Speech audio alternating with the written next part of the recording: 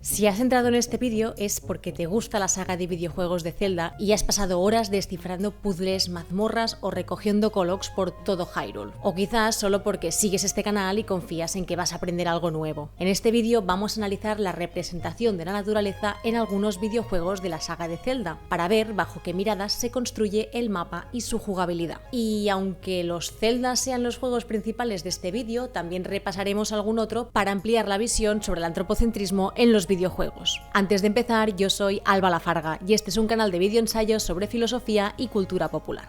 En el Zelda es habitual ver una amplia representación de personajes y parajes diversos, ya sea por las diferentes especies que pueblan el mundo o por la relación que Link tiene que establecer con los diferentes personajes para conseguir objetos para avanzar en el juego, o bien fortalecerse para derrotar a Ganon o sellar al Heraldo de la Muerte. Y el mismo Link no es un simple humano, sino que es un Iliano, que se supone que es descendiente de la diosa Ilia, por lo que podríamos entender que los Ilianos son superiores al resto de humanos. El caso es que la relación de Link con su entorno nos da las claves para ver qué sesgos y miradas está reproduciendo el juego. ¿Hay una mirada antropocéntrica en la saga de Zelda?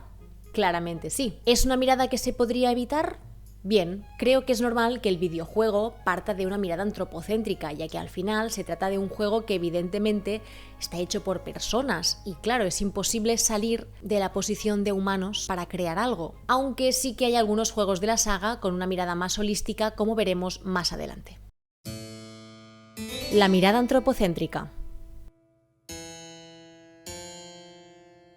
Antes de analizar la representación de la naturaleza en algunos videojuegos de la saga de Zelda, es necesario que nos paremos un momento en el antropocentrismo. El antropocentrismo es la mirada imperante en la cultura occidental, que en la tradición judeocristiana se entiende por dominio de la naturaleza. Se considera que el ser humano, por su capacidad de raciocinio y su capacidad moral, es superior al resto de seres no humanos. Solo tenemos que recordar al hombre de Vitruvio de Michelangelo, imagen que ponía al hombre como la medida de todas las cosas. Lo humano, concretamente el hombre blanco, toma el puesto del centro del cosmos y a partir de entonces todo va a depender de su relación con él. En primer lugar porque, claro, pensamos y estudiamos nuestro entorno desde un cuerpo situado en el mundo. Y es que desde donde conocemos el mundo determina la forma en la cual lo comprendemos, como ya apuntaban Hume y Kant. Y no solo cómo lo vemos, sino cómo lo podemos explicar. Aquello del límite de mi mundo son los límites de mi lenguaje de Wittgenstein, entendiendo que aquello que no tiene nombre no puede ser señalado, no puede ser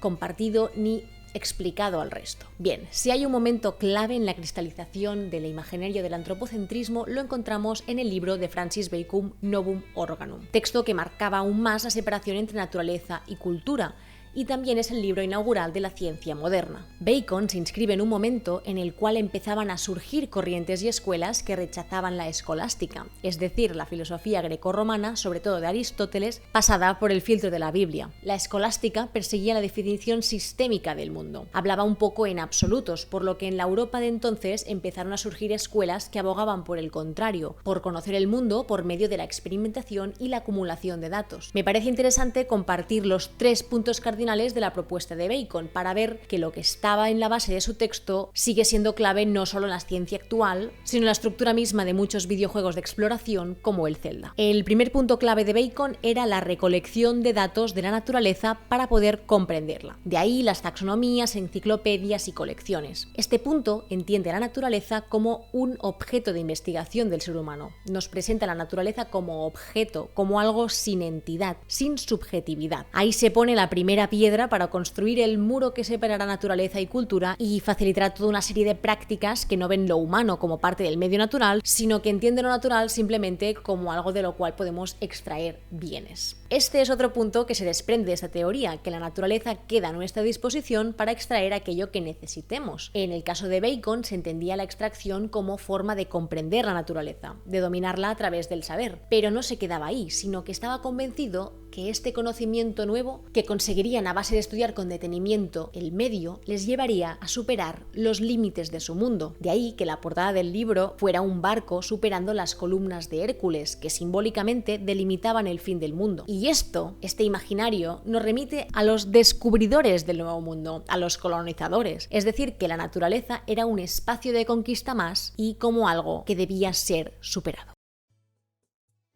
analizando la naturaleza en la saga de Zelda.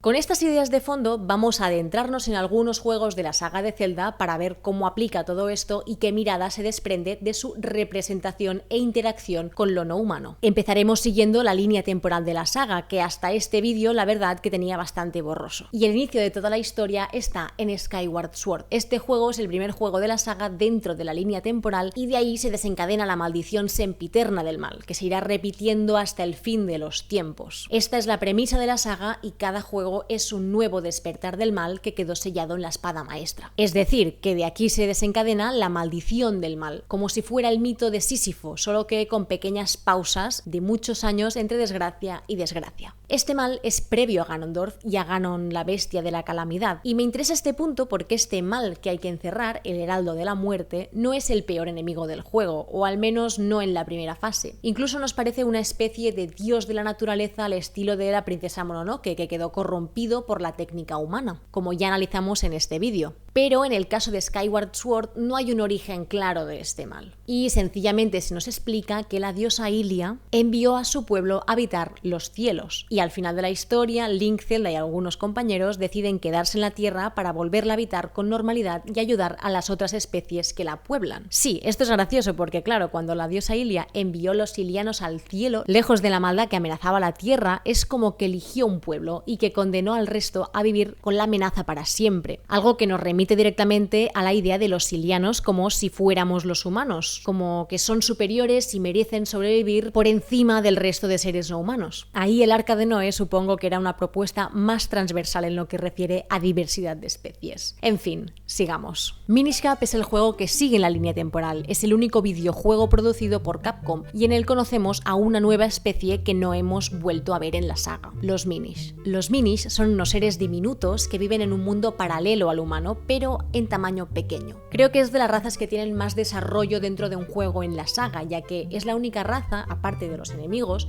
que vive en diferentes parajes y vemos sus variantes y su estructura social. Son un poco como pequeños ratoncitos, pero con un conocimiento natural mayor que los humanos y con una capacidad de desarrollar una técnica que puede encerrar el mal. Y que por los hylianos será entendida como magia porque no son capaces de comprender la técnica que utilizan. Si bien son una raza claramente antropomórfica, su tamaño les ha obligado a desarrollar otro tipo de relación con el entorno. Del mismo modo, nosotros, como jugadores, cuando nos empequeñecemos, tenemos que ver y pensar el mundo desde el punto de vista Minish. Por ejemplo, para resolver puzzles Minish en la ciudadela, ¿no? Corriendo peligro por los cucos que nos quieren devorar. Al final de la historia, Zelda, junto con el poder del sombrero mágico, consigue apartar el mal y todos los monstruos que pueblan el reino desaparecen. Lo que nos hace pensar, ¿no podía simplemente quitarles la maldad y convivir todos juntos en armonía en vez de seguir exterminando especies? Aunque fueran seguidoras del mal en un momento determinado. Parece que no hay espacio para la redención en este Zelda, donde el mal siempre debe ser aplacado en vez de buscar una comprensión mutua con aquello que denominamos monstruoso, como sí que ocurría en cambio en la película Náusica del Valle del Viento, como vimos por aquí. El cuarto juego antes del desastre en la línea temporal es la Ocarina del Tiempo. Bueno, realmente no tengo mucho que decir de este juego más que Templo del Agua. Así de recordatorio para las que vais perdidas con la línea temporal, como iba yo hasta antes de preparar este vídeo, es aquí que se trifurca la línea temporal. Sí, en tres, como la Trifuerza. Aquí tenemos un desarrollo bastante rico de Ganondorf, el antagonista, que es un personaje hijo de las Gerudo, que estaba destinado a gobernar, pero que se vio corrompido por el poder. Él es quien tiene la parte del poder de la Trifuerza, por lo que tendría que mantener el equilibrio junto con Link, que es la valentía, y Zelda, que tiene la sabiduría. Pero gracias a sus ansias de poder, seguramente marcados por la maldición del Heraldo de la Muerte que veíamos en Skyward Sword, y finalmente Ganondorf es derrotado y ahí se convierte en Ganon la Calamidad, una especie de dios maligno o de desastre natural, según lo quieras mirar. Este desarrollo de personaje es tópico en personajes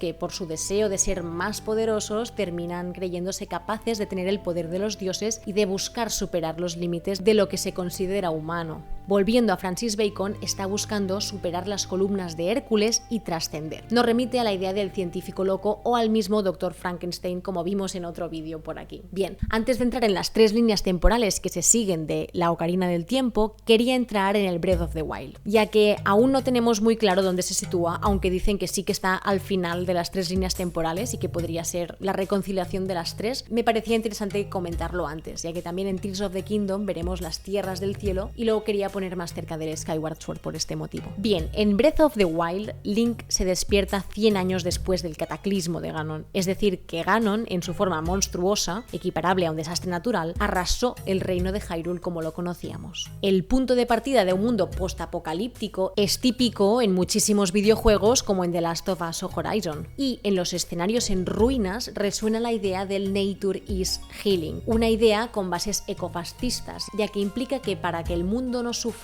para redimir lo que ha hecho el hombre, hay que dejar de hacer, que con apartarse bastará para que todo vuelva a un estado previo a la acción humana. Cuando uno, no sabemos cómo era nada antes de la llegada del humano, y 2, este dejar de hacer implica sin lugar a dudas de dejar morir a la gente con menos recursos y cuyas casas serán las que quedarán destrozadas por la vegetación que justamente en este Nature is Healing se está romantizando. Por otro lado, tanto en el caso del Breath of the Wild como en Horizon o en The Last of Us, este despertar después del apocalipsis implica redescubrir y volver a usar una tecnología del pasado que con las herramientas de hoy no sabemos reproducir, por lo que nos parece magia. Su estructura interna es desconocida para nosotros. Y me paro aquí un momento porque en términos de la filósofa Simone Weil, esta ocultación de la técnica nos aliena del trabajo, porque no podemos comprender el todo de lo que estamos usando o construyendo, algo que hoy en día también nos aplica con la ocultación del código de los algoritmos de las plataformas, por ejemplo. Así pues, quienes no estarían oprimidos por el trabajo ni alienados por sus tareas serían los Minish del Minish Cap, los Sheikah en el Breath of the Wild o los robots del Skyward Sword, ya que son los únicos que conocen dicha tecnología que, desde el punto de vista del jugador, nos parece magia, y por lo tanto son los únicos que no vivirían alienados con su trabajo siguiendo a Simone Weil. Y otro elemento a destacar del juego, del Breath of the Wild, es que refleja la imagen del cazador-recolector. Para mí fue el primer Zelda donde tenía que disparar a jabalines, pájaros, ciervos y lobos para conseguir comida. Fue un gran choque el momento del tutorial en el que te enseñan a cazar y cuando disparas a un jabalí, ¡pum!, nube blanca y aparece un trozo de carne lista para cocinar. Parece aquello que decían de la gente de ciudad que cuando les pedían de dibujar a un pollo, lo dibujaban ya listo para comer, ¿no?, en vez de que estuviera vivo, solo que ahora más surrealista. Este paso indoloro de convertir al animal en comida es una forma de ocultar la parte desagradable de mostrar la sangre. Y además, cualquier animal de tamaño mayor que Link podrá ser usado como montura para cabalgar por el reino, una vez más construyendo barreras entre lo humano y lo natural. Bien, evidentemente este vídeo lo he grabado antes de poder jugar al Zelda Tears of the Kingdom o el Reino de la Llorería, por lo que para analizar la relación de Link con la naturaleza en este videojuego me voy a basar en los gameplays que hemos visto antes de que salga el juego y en los trailers que han ido saliendo, que son, como sabéis, escasos minutos. En este nuevo juego de la saga, donde se dice que es un juego que parece que va a superar de largo a Breath of the Wild, tenemos una nueva habilidad, que es la habilidad de la mano. Con esta mano, que es como una mano de pegamento, podemos unir cualquier elemento de la naturaleza para crear nuevas armas, fortalecer escudos, crear artefactos voladores, barcos y hasta pequeños vehículos para recorrer Hyrule. Digo pequeños, pero no sé hasta qué punto va a ser infinita la cantidad de cosas que podremos generar con todo esto, ¿no? El caso, me parece que con esta creación de la mano, que además es una mano humana, ¿no?, antropomórfica, podemos crear cualquier cosa. Es un paso muy paralelo a lo que es la ingeniería con la técnica, ¿no? Y que nos relaciona un poco con la idea de que la evolución del progreso es infinita, ya que literalmente parece que con cualquier elemento de la naturaleza podremos crear nuevas cosas, ¿no? No sé hasta qué punto será infinita esta creación, pero por ahora parece que va a ser muy amplia, cosa que a mí me da un poco de miedo porque no sé si seré capaz de tener tanta idea de crear tantas cosas. Pero si en el Breath of the Wild parece que teníamos casi infinitas comidas a través de la cocina,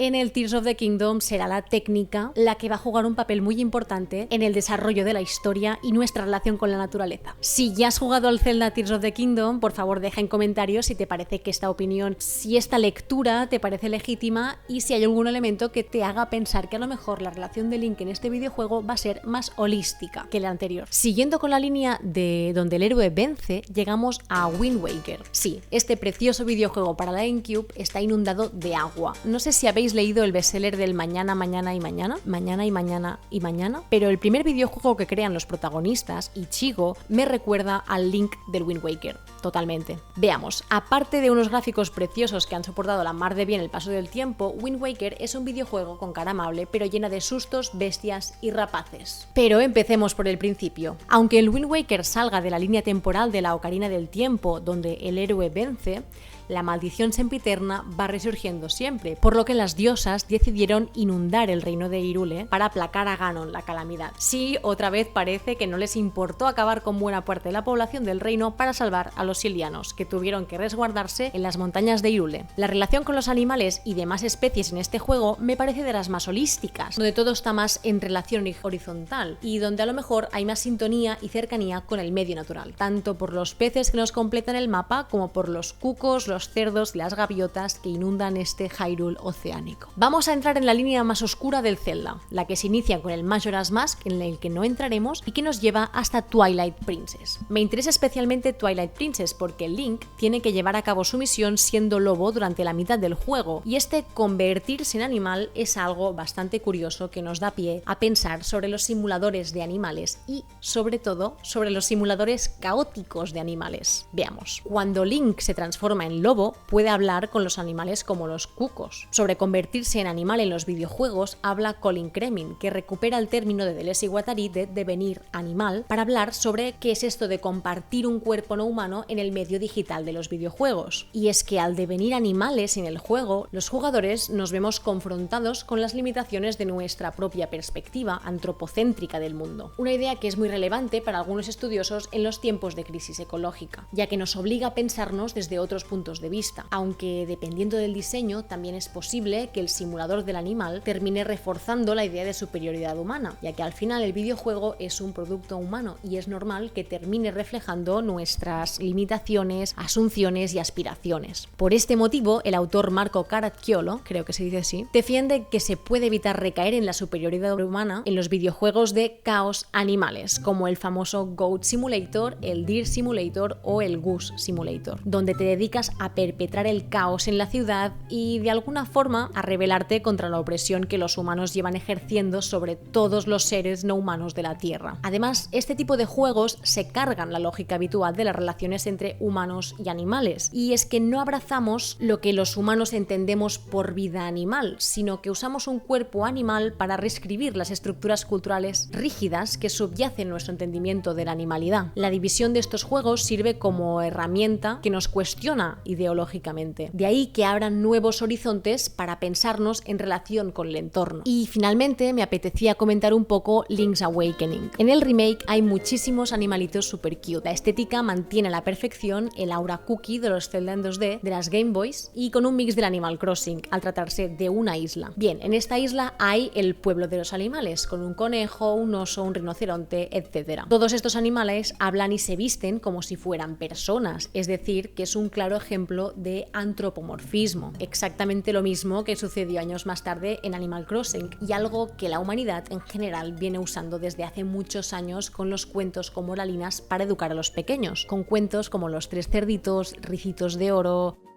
En el caso del pueblo del Animal Crossing, Link's Awakening, no hay una intención moralista, solamente es un pueblo más como lo son los pueblos de los Tora, las Gerudo, los Goron o los Kolok. En los diferentes juegos que hemos comentado, hemos visto cómo normalmente se reproduce esta concepción de la naturaleza como otro, como espacio de conquista y puesto a nuestra disposición. Ahí vemos la raíz de buena parte de los problemas de nuestro mundo contemporáneo con la emergencia climática. Ver la naturaleza como una fuente inagotable de recursos nos ha llevado al peak oil, al fin de los combustibles fósiles. Y todo esto conforma nuestro imaginario colectivo sobre el entorno y sobre cómo relacionarnos con él. Un imaginario que solo nos aleja de entender la complejidad de los problemas reales del mundo. Y este antropocentrismo también nos puede llevar al especismo, a ver a los animales como bestias irracionales y amorales. Animales que aceptan el manejo humano, ¿no? Proyectamos una relación mutualista y romántica con ellos, como con los Pokémon, mientras los despojamos de su animalidad. Y evidentemente nos lleva a ver a los animales como un recurso más que está a nuestra disposición. ¿Existen otras miradas sobre el entorno? Rosy Braidotti y Donna Haraway, en sus respectivos textos, nos incitan a ampliar la mirada sobre el mundo. Parten de la crisis del humanismo que también trabajaron Foucault, Deleuze y Guattari, pero en vez de hacerlo desde el antihumanismo, lo piensan desde el posthumanismo y lo cyborg. Ya no somos solo humanos, sino que nuestra extensión a través de la tecnología también nos tiene que llevar a ver nuestra relación intrínseca con los animales y los recursos naturales, y a lo mejor dejar de llamarlo recurso. La misma idea resuena en los últimos textos de Judith Butler con la interdependencia, ya que no solo tenemos lazos de interdependencia entre los humanos, sino con todo el planeta. Como le escuchaba decir a la arquitecta y activista ecologista Gemma Barricarte, hay que practicar la utopía. ¿Y qué mejor forma de hacerlo que a través de los universos infinitamente posibles del videojuego? Bien, espero que os haya gustado este vídeo y sobre todo dejad